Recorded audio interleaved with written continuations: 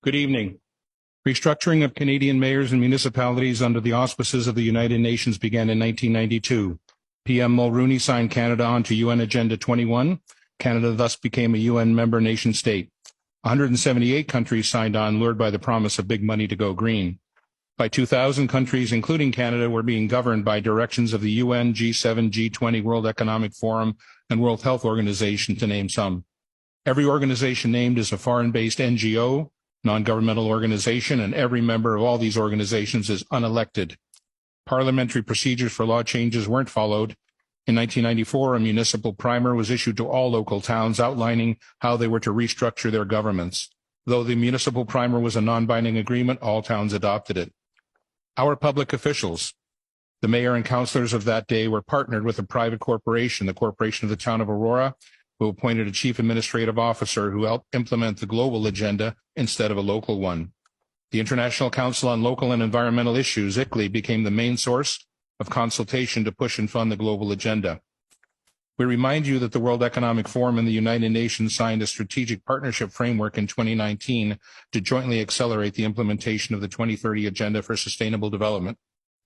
This is the same World Economic Forum whose chairman, Klaus Schwab, famously declared, "You will own nothing and be happy." This is the same Klaus Schwab who, referring to Canadian Prime Minister Justin Trudeau, boasted, "We have penetrated more than half of his cabinet." We would ask Mayor Maracas and the councillors, why should the citizens of Aurora bow down to the intrusive dictates of an unelected foreign entity? The fact is we should not, and we will not. What, you ask, does any of this have to do with 15-minute smart cities? Absolutely everything.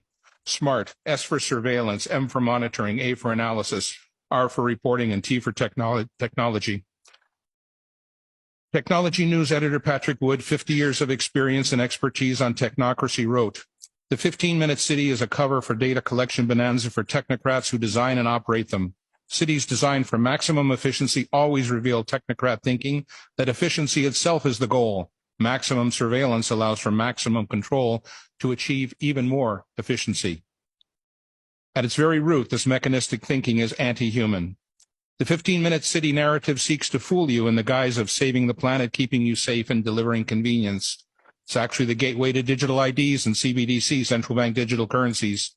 CBDCs allow bankers and/or governments to freeze your bank account because you happen to peacefully and lawfully protest and express your disagreement with government policy. Anyone remember the truckers' convoy in Ottawa, February 22, when the Government of Canada invoked the Emergencies Act and froze the private bank accounts of law-abiding citizens? 15-minute cities are wolves in sheep's clothing. Don't believe the countless stories spewing forth from the 24/7 basis from the elitist captured mainstream media, all claiming to have your best interest at heart. We have been burned too many times. In reality, 24/7 surveillance through the Internet of Things inside your home, 5G and LED streetlights outside, monitoring and tracking and recording everything. Implementation of exclusion zones and geofencing to restrict movement and travel. Ability to control behaviors through military-directed energy technologies. Property and car ownership to be outlawed. Evictions from farms and rural areas to gather people into cities. Digital passports being promulgated by the UN, World Economic Forum, and the World Health Organization are in the final stages of planning and implementation. They are tied to social credit score, which is determined by compliance to government directives.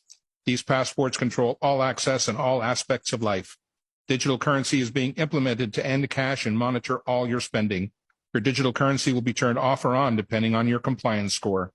UBI Universal Basic Income is a state-controlled allowance forcing compliance by restricting access to food, money, services, and education. All of the above will enable climate lockdowns to be implemented easily, arbitrarily, and indefinitely. The real agenda of 15-minute smart cities is to monitor and control everyone and everything. In summary, in the coming days, Council will receive an electronic info packet which will contain the text of this delegation and other items. We, the citizens of Aurora, wish to enter into a meaningful, respectful dialogue with our elected members of Council on this complex, important issue. A key framework of that dialogue is a list of questions posed to Council. Can Council explicitly guarantee that citizens will be remain free to travel as is their right under the Charter of Rights and Freedoms?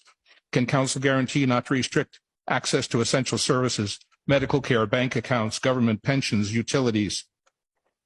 Most importantly, we, the citizens of Aurora, need to have the conversation with Council about exiting their non-binding agreement with the private for-profit entity known as the Corporation of the Town of Aurora. We need to turn back the page to a simpler time when open, transparent municipal government serving its citizens and working in their best interests ruled the day. We are your equal partners on this journey. Thank you.